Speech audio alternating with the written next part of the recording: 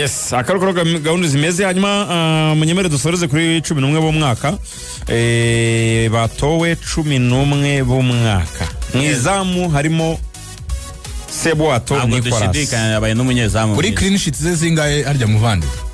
14 mu mikino 30 Sebwato indiskitable aho ngaho Seboato Nicolas hanyuma mu mutima wa defense bahakubise Nige na Clement avec mérite ndetse na Youssou Diagne wa Rayon Sport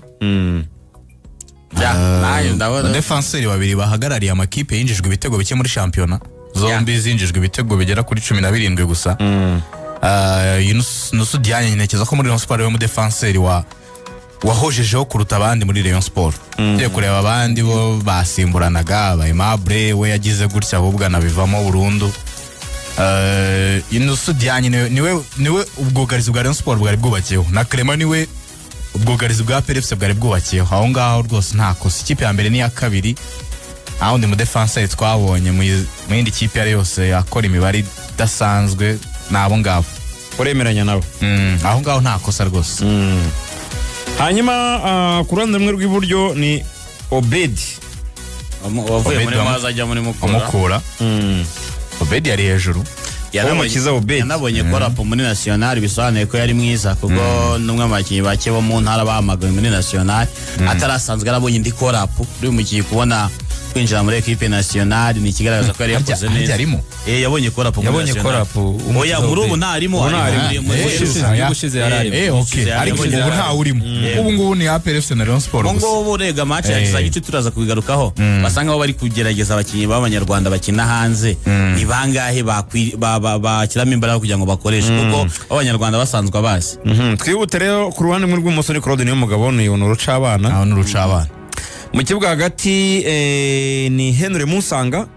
nawe nge n'urucabana kuri ge Kaseri mwiza rero mukaseri mwiza yitwaye neza muri championnat y'u Rwanda hanyuma hakaza Ruboneka Jean Bosco nawe agomba kuzamo kuko Samir yavuga ko yo no muri nominezi muri batatu beza b'umwaka agomba kuba arimo uwatunguranye yitwa Boateng Mensa Boateng Mensa ni umwe mu bakinnyi baje hano mu Rwanda bafite profile nini kuko seziheruka muri Ghana mbere yuko avayo yari yabaye wa kabiri watsinze ibitego byinshi nyuma ya Steven Mukwara yanatsinze n'ibitego bine bageza ikipe ya Dreams muri kimwe cya kabiri kirangiza wanareba muri no mwaka w'imikino afite ibitego 7 muri championnat na assist 6 ari ibitego 13 muri championnat yatsinze ikipe ya Police APR Musanze Gorilla inshuro ebyiri Vision n'Amagaju muri Peace Cup atsinda Amagaju Rayon y'Intare n'umusore navuga ko gukina inyuma y'umwataka muri ya Mukura agerageje gukubagana n'ama equipe akomeye gusa bite n'uwabuzemo abantu benshi turi gushidikanya nanjye nashidikanya hanyuma uretse ngo wabuzemo uretse gatoya mbanze ndoze nsoza 11 none mumubwira wabuzemo umuroro kotera kure uyoboye n'ubusatirizo bewe na foru nganye ufata uruhande rumwe rw'ubumoso hanyuma iburyo agacasha Hajibril Watara bakatakisha Omar Abanga top score aho nakosa aho ngaho rwose u Rwanda dukeneye abawinga aho ngaho ni ikipe 11 batatu imbere bose babaye abataka de point ikipe yose nta n'umuhinga wahengetswa ahantu hari umuhinga uri ahantu se washayininze bwana Rene umuhinga mashasha Gilbert Mugisha ariko Jibril Watara ashoje ari umuhinga muri Epia yes ashoje aca mu mpande ugiye kureba abandi bawinga baratenguse bahaji bari hasi cyane baratengushye cyane mu yandi ma equipe niyo mpamvu nyine abataka batatu Donatira aribo bayoboye ubusatirizi ko Jibril Watara nawe ni rutayizamu typique nubwo mutoza yari yaramwifashishije nk'ukina ku mpande ariko abataka batatu for inganye mwe ababiteri batatu beza twari dufite muri championnat hanyuma rero kesi travail hatari ni ya Jibril Watara kuyiboneka amakinyi returu gusa kesi ya Keve ntitwitindeho impamvu utayitindaho ni iyi ngiyi nta muntu n'umwe utabona ko yagomba kuba ari muri 11 b'umwaka umuntu wese ukurikira umupira yaba ufana rero cyangwa utayifana yewe n'abaperi twaganira ntabwo bakubwira ngo bari gukuramo uyu ariko yagombaga kuyigaragaramo iyi kipe hari n'abavuze bati umukiza Obe uyu Mensa umwataka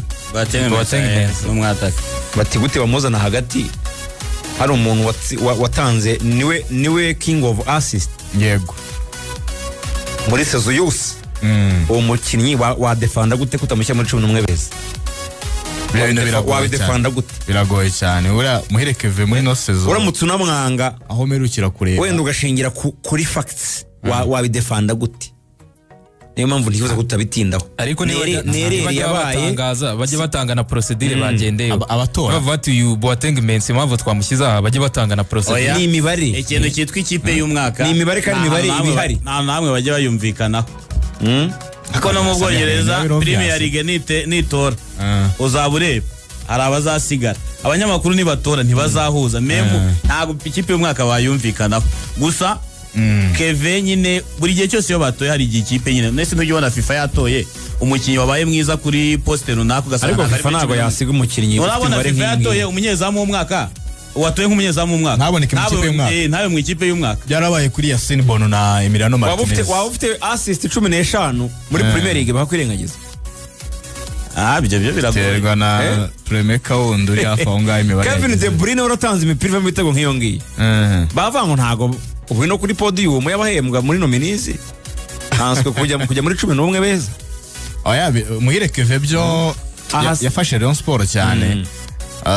nawe returiye ntago yabaye nziza cyane nka Fazare yego benshi banabikomoza ko yari amaze kugira na duo nziza imbere na Foringanye mu bijyanye no kubonana imipira ye myinshi kagenda ivamo ibitego ariko muri returu yaragerageje yarakoze imbaraga nyinshi yarazitanze kuri nimero 10 mu wa Premeka rwose gushyira umwataka nimero 9 tipike ku mwanya we n'imibare atamurusha kuko assist umbwiye ko afite 15 oya ni 10 aho merukira kureba 13 n'igitego kimwe 13 urumva Mensa afite uruhare rw'ibitego 13 assist 7 na ibitego 7 n'imipira ivamo ibitego 6 urumva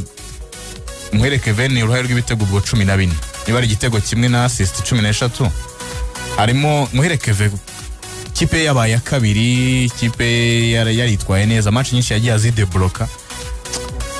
hari ukuntu aho ngaho rwose nk'uko Samira bivuze byagorana wa mugani ko abantu benshi bumvikana kuri ekipe ariko Muhire Keve rwose ubona ko travaye hano abantu batoye bishoboka ko sinzi amajwi ubwo ashobora kuba yamuganje ko nabonye hari amajwi ugenda kose ntiyabuze mu bantu batoye ntiyabuze umuntu uri wamutoye ushobora kuba babaze majority kuko na Keve nanone tugarutseho Keve assist ku kiro cya 98% ni izigihe cya Foringanye cyane nyuma y'ivunika rya Foringanye Keve assist atanze ni nke cyane ko ndibuka ko Foringanye atsinda igitego bya bitego yatsindaga yikurikiranye Keve yarageze muri assist 11 yego rero kuva Foringanye yagenda mutaramu wanjye rwose hari igihe byageze nkaho bisa nkaho bisubiye inyuma we na Bedi rwose kubonana byatangiye kugorana ariko no muri mediane ya Rayon Sport hatangiye kubamo impinduka nyinshi muri retour muri mediane mu babanzamo mu basimbura n'abandi yes ngawe rero nguko ibyo nabonye batishimiye ni ibyiciro by'ibihembo avuga bati ibyaburagamo nizo kritika nyine zari zihari ariko nyine ubwo bazagenda bagira watunguranye umukinyi na equipe y'umwaka club nyine y'umwaka like nkuko mu Champions League batora club y'umwaka Ntekereza ko Rwanda Premier League n'icyo ya kabiri babitanze bayenda kose bizagenda byegera imbere abafana b'umwaka fair play hari nk'abantu bavati basire na Jangwane ne bagakwiriye kubura ikintu recognition cyibura bakanashimirwa nk'abantu bagize icyo bakoramo hano mu bijyanye no gushyigikira Rwanda Premier League so ubwo twizere ko umwaka utaha wa kabiri reka twizere ko Rwanda Premier League n'ubundi iracyari mu ishansiye none si bwabonye ubuzima gatozi ejo bundi ahangaha ntekereza ko imyaka iri imbere bizagenda neza itangira ntago biza byose ari byiza